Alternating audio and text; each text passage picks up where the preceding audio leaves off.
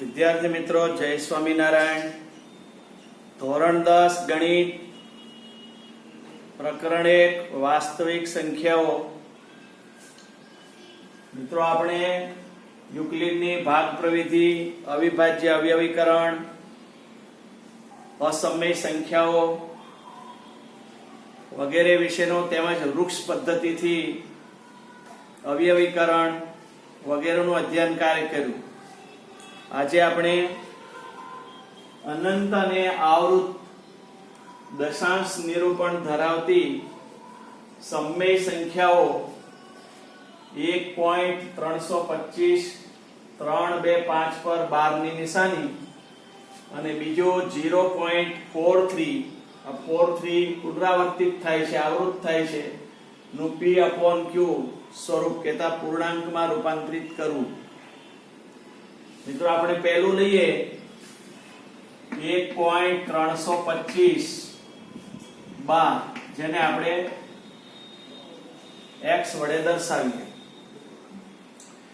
હવે મિત્રો, દશાંશ ચિહ્ન પછી 3, 2, 5 આ ત્રણ આંકડાઓ પુનરાવર્તિત થાય છે. આથી આપણે ડાબી બાજુના x ને 1000 વડે ગુણીશું તો જમણી બાજુની સંખ્યા 1.325 ને પણ 1000 વડે ગુણીશું, કારણ કે બંને તરફ 1000 વડે ગુણતા. હવે 1000 ગુણ્યા x એટલે 1000x બરાબર. હવે 1000 વડે આ સંખ્યા 1.325 ને ગુણવાથી દશાંશ ચિહ્ન 3 કદમ જમણી સાઈડ ખસશે, એટલે 1.325 દ્વારા એ રૂપાંતરિત થશે. હવે 12 ની નિશાની મેં દૂર કરી એટલે અહીંયા 0.325 રિપીટ થાય છે, પુનરાવર્તિત થાય છે. તો આને 1000 વડે ગુણીએ, પુનરાવર્તિત કરવું એટલે 325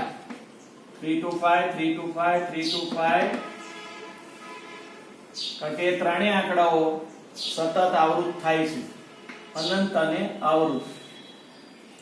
હવે એ અનંત અને આવૃત સંખ્યા છે એને 1000 વડે ગુણીએ એટલે 1325.325 અનંત. અહીંયા x ને 1000 વડે ગુણે એટલે 1000x થયા. હવે આ સંખ્યા જે લખી છે 325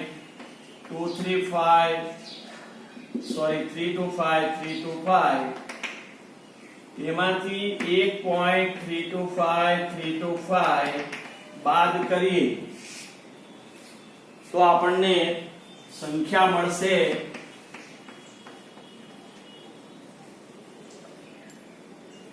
5 માંથી 1 જાય તો 4, 2, 3, 1. એનો અર્થ એવો થયો કે આ બે સંખ્યાએ કોનો બે સરવાળો છે, તો કે આ બે સંખ્યાનો સરવાળો કરીએ તો મૂળ સંખ્યા મળે. તો આપણે 1324 વત્તા 1.325 અનંત વડે દર્શાવી શકીએ. મિત્રો, ખાસ ધ્યાન રાખજો, અનંત અને આવૃત દશાંશ નિરૂપણ ધરાવતી સમય સંખ્યાને p/q સ્વરૂપે દર્શાવવું છે. દશાંશ ચિહ્ન પછી 3 અંકો છે, 3 અંકો રિપીટ થાય છે, એટલે કે જમણી અને ડાબી 1000 વડે ગુણીશું. હવે આ 12 ની નિશાની દૂર કરતા સંખ્યાને આ રીતે અનંત આવૃત સ્વરૂપે લખી શકાય. હવે આનો ગુણાકાર કરશો એટલે આ દશાંશ ચિહ્ન 3 કદમ ખસશે, એટલે કે 1325.325 અનંત રહેશે. એનો અર્થ એવો થયો કે આ 1325.325 માંથી આપણી મૂળ સંખ્યા 1.325 બાદ કરીએ તો આ 1324 મળે. 1324 અને આ સંખ્યા ભેળવતા આપણને આ સંખ્યા પ્રાપ્ત થાય. આવું કરવા પાછળનું કારણ કે 1.325 આપણે x લીધેલો છે, તો આપણે અહીંયા 1324 વત્તા x લખી શકીએ અને માટે 1000x બરાબર 1324 x. હવે જમણી સાઈડના x છે પ્લસ છે, ડાબી તરફ આવતા એ માઈનસ થશે અને 1324 જમણી સાઈડ બચશે. અને આપણે જાણીએ છીએ કે 1000x માંથી 1x જાય એટલે 999x વધશે, ત્યાં 1324 મળશે. અને માટે x બરાબર 1324 ભાગ્યા 999 થશે. તો આમ a અને b સોરી p અને q, p જ્યાં પૂર્ણાંક સંખ્યા છે, q પણ પૂર્ણાંક છે, પણ q શૂન્યેતર અચળ છે, શૂન્ય નથી, કે શૂન્ય નથી. તો આ p upon q સ્વરૂપ આપણને પ્રાપ્ત થયું.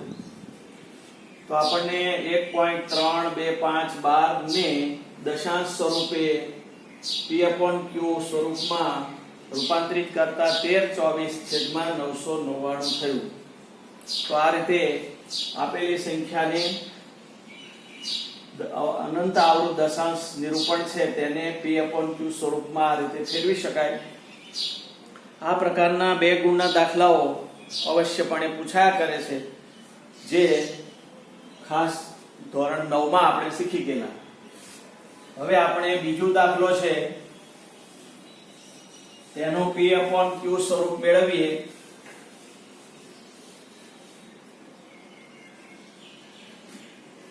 તો x બરાબર 0.43, તો x ને આ રીતે 0.4343 રૂપાંતરિત કરતા પરિવર્તિત એટલે કે અનંત અને આવૃત પુનરાવર્તિત સ્વરૂપે રજૂ કરી શકાય. હવે દશાંશ ચિહ્ન પછી બે આંકડાઓમાં પુનરાવર્તન જોવા મળે છે, તો પછી આપણે આપેલ સંખ્યાને બંને બાજુ 100 વડે ગુણીશું. x ને 100 વડે ગુણ્યા તો 0.4343 ને પણ 100 વડે ગુણીએ તો 100x બરાબર, હવે આ દશાંશ ચિહ્ન અહીંયા પહોંચશે એટલે કે 43.4343 અનંત વડે દર્શાવી શકાય. 100 વડે ગુણાકાર કરો એટલે દશાંશ ચિહ્ન બે કદમ જમણી ખસે એટલે 43 પછી પોઈન્ટ પછી 43.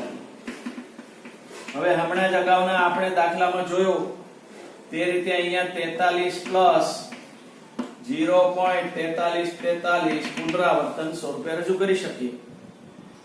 તો આ સંખ્યા જે છે 0.4343 એ x છે, એટલે 43 પ્લસ x 100x. હવે 100x માંથી જમણી સાઈડના x બાદ કરીએ તો ત્યાં 43 વધશે, અને માટે 100x માંથી 1x જશે એટલે 99x બરાબર 43 મળશે, અને x બરાબર 43/99. તો અહીંયા પણ p પૂર્ણાંક અને q શૂન્યેતર અચળ એટલે p અને q અવિભાજ્ય પૂર્ણાંકો છે. તો આપણે અહીંયા આગળ 0.4312 નું p upon q સ્વરૂપ જે અનંત આવૃત દશાંશ હતું તેને આપણે પૂર્ણાંક સ્વરૂપ p upon q સમય સંખ્યામાં પુનરાવર્તિત કર્યું. તો આવા પ્રકારના એક્ઝામ્પલો બે ગુણના પૂછાય છે. સાથે સાથે એ જ દાખલાઓને ખાલી જગ્યા રૂપે ખરા ખોટા રૂપે પૂછી શકાય, જે આપ ખાસ ધ્યાને લેશો. હવે કેટલાક દાખલાઓ સાબિતી રૂપ દાખલાઓ છે. તો અહીંયા આગળ ક્વેશ્ચન 2 દર્શાવો કે 5 ઓછા √3 અસમય સંખ્યા છે.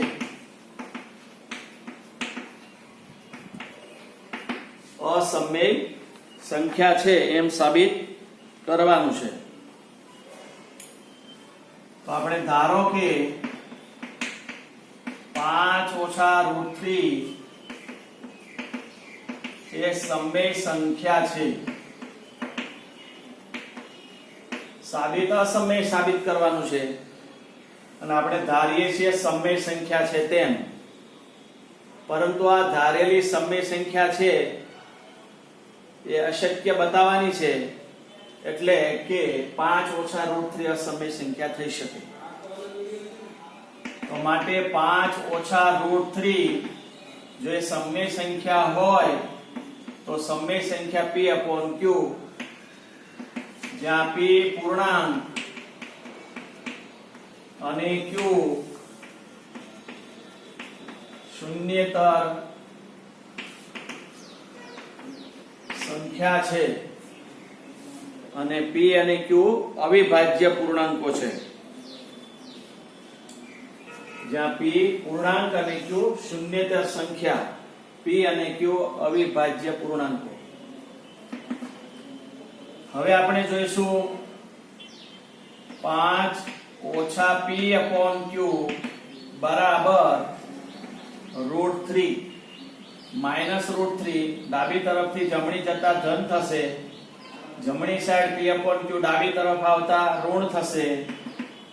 હવે અહીંયા આગળ q ગુણ્યા 5 એટલે 5q માઈનસ p છેદમાં q બરાબર √3. અહીંયા આગળ q નો આપણે લસા લીધો. હવે આમ pq minus p upon q એ સમય સંખ્યા છે. અહીં 5q માઈનસ p છેદમાં q એ સમય સંખ્યા છે, પરંતુ √3 એ અસમય સંખ્યા છે. હવે અહીંયા pq minus p upon q એ સમય સંખ્યા છે તો √3 પણ સમય થાય, પણ આપ જાણો છો કે √3 એ અસમય સંખ્યા છે, માટે આપણી ધારણા સમય છે તે શક્ય નથી. માટે 5 ઓછા √3 એ અસમય સંખ્યા છે તેમ સાબિત થાય. તો મિત્રો દર્શાવો કે 5 ઓછા √3 અસમય સંખ્યા છે. ધારો કે 5 ઓછા √3 એ સમય સંખ્યા છે, તો 5 ઓછા √3 બરાબર સમય સંખ્યા p upon q, જ્યાં p અને q અવિભાજ્ય પૂર્ણાંકો છે અને q શૂન્યેતર અચળ છે, કે ત્યાં શૂન્ય સિવાયની સંખ્યા q લેવાની છે. 5 ઓછા 3 બરાબર p upon q માંથી √3 માઈનસ ડાબી સાઈડ થી જમણી ધન p upon q minus q નો લસા q ગુણ્યા 5, 5q minus p upon q બરાબર √3. તો આ p 5q minus p upon q એ સમય સંખ્યા થશે, તો પછી √3 પણ સમય થાય, પરંતુ √3 એ અસમય સંખ્યા છે. એટલે આપણી ધારણા જે કરી છે કે 5 માઈનસ √3 એ સમય સંખ્યા છે એ શક્ય નથી. એટલે કે 5 ઓછા √3 એ અસમય સંખ્યા સાબિત થઈ.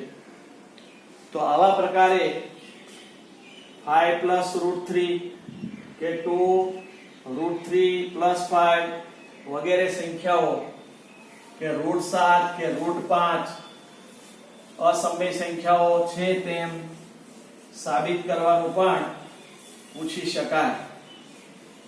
તો આ રીતે સાબિતીના દાખલાઓ પણ 2 ગુણની અંદર પૂછાતા હોય છે. હવે આપણે ત્રીજો પ્રશ્ન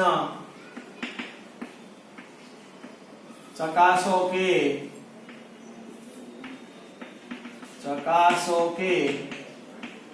√7 એ અસમય સંખ્યા છે. √7 એ અસમય સંખ્યા છે. તો પછી આપણે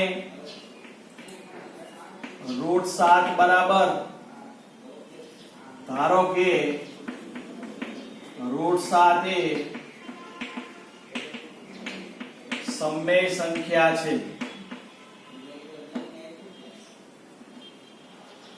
માટે રૂટ 7 બરાબર P/Q, જ્યાં P અને Q અવિભાજ્ય પૂર્ણાંકો છે તથા Q શૂન્ય નથી. છેદ શૂન્ય હોય તો મિત્રો એ અવ્યખ્યાત થઈ જાય છે, આથી Q શૂન્યતર અચળ એમ પણ લઈ શકો.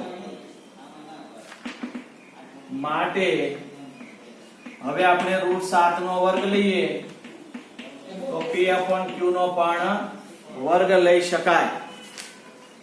બંને બાજુ વર્ગ લેવાની વાત છે. તો આમ અહીંયા આગળ રૂટ 7 નો વર્ગ 7 થશે તો P વર્ગ અપોન Q વર્ગ થશે, અને માટે 7Q વર્ગ બરાબર P વર્ગ થશે. હવે Q વર્ગ બરાબર P વર્ગ ભાગ્યા 7, એટલે કે આમ 7 એ P વર્ગ નો અવિભાજ્ય અવયવ છે, માટે 7 એ P નો પણ અવિભાજ્ય અવયવ થશે. હવે આપણે આને એક નંબર આપી દઈએ તો આમ રૂટ 7 એ સમમેય છે એમ ધારીએ તો રૂટ 7 બરાબર P/Q, જ્યાં P અને Q અવિભાજ્ય પૂર્ણાંકો છે અને Q શૂન્યતર અચળ એટલે શૂન્ય નથી. હવે બંને અહીંયા કારણ લખી શકાય, બંને તરફ વર્ગ લેતા રૂટ 7 નો વર્ગ 7 P વર્ગ છેદમાં Q વર્ગ. હવે Q વર્ગ છે જમણી સાઈડ છેદમાં છે, 7 ને ગુણશે તે 7Q² બરાબર P². આમ 7 એ P વર્ગ નો અવિભાજ્ય અવયવ છે, માટે 7 એ P નો પણ એક અવયવ બનશે, કારણ કે પ્રમેય 1.3 માં એની રજૂઆતો કરેલ છે. હવે મિત્રો અહીંયા 7Q² બરાબર P² છે, ત્યાં આગળ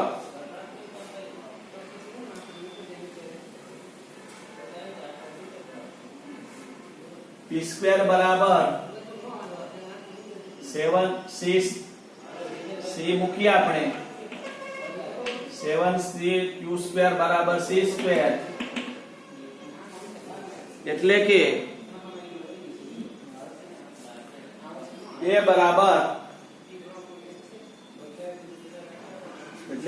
બરાબર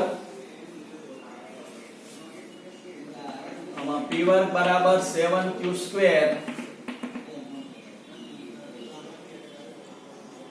માટે P બરાબર 7Q, એટલે કે 7Q બરાબર C મૂકીએ અથવા 7Q બરાબર C, તો C વર્ગ લઈએ તો અહીંયા 7Q નો વર્ગ લેવો પડે, તો C વર્ગ બરાબર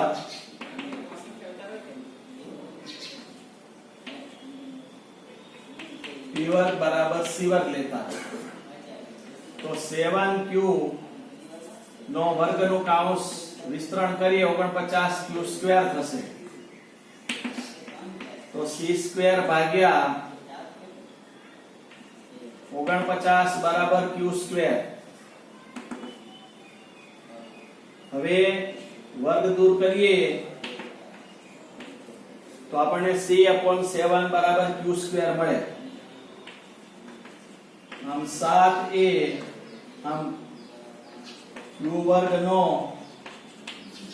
એક અવિભાજ્ય અવયવ મળે. આમ 7 એ Q વર્ગ નો એક અવિભાજ્ય મળે, માટે 7 એ Q નો પણ અવિભાજ્ય અવયવ થશે. આમ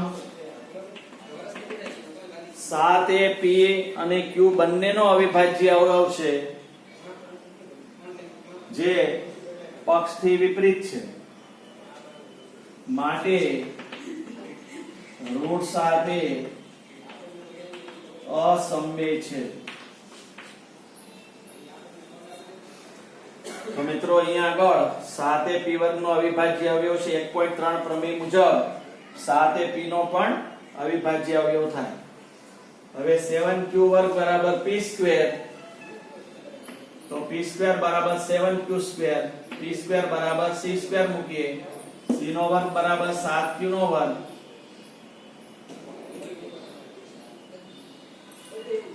અહીંયા એક સ્પષ્ટતા કરવાની છે. p બરાબર આપણે c લઈએ,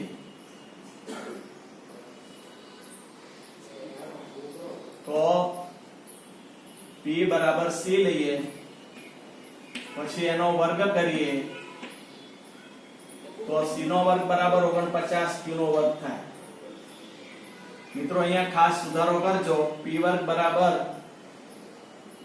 p ની બરાબર c લીધું છે, તો હવે એ c નો વર્ગ કરીએ એટલે જમણી બાજુનો પણ p વર્ગ બરાબર c લીધું, પછી બંને તરફ વર્ગ લેતા અહીં સૂચના લખવાની, બંને બાજુ